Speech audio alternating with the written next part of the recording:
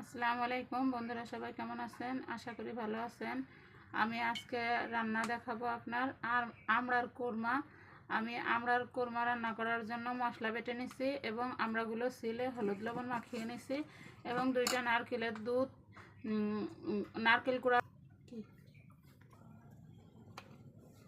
এটা রান্না করার জন্য আর লাগবে 2টা নারকেল কুড়া করে আমি নারকেলের দুধটা রেডি করে নিছি।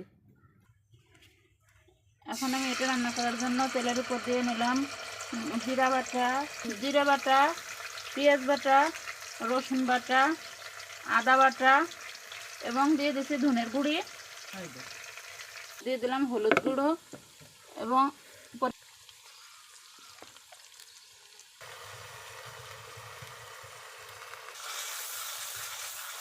মশলাটা কষানো হয়ে গেছে। এখন আমি দিয়ে দেবো আমড়াগুলো। আমরা দিয়ে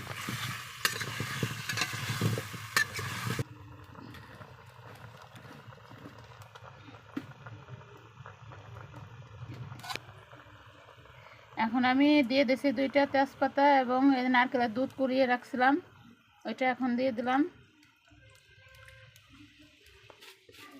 পরিমাণ মতো চিনি।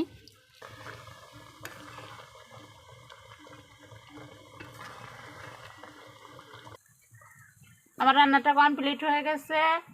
আমড়ার কোরমা। এখন আমি দিয়ে নিলাম একটু গরম মশলার গুঁড়ি। দিয়ে চল যাই, বৃষ্টি আসতেছে।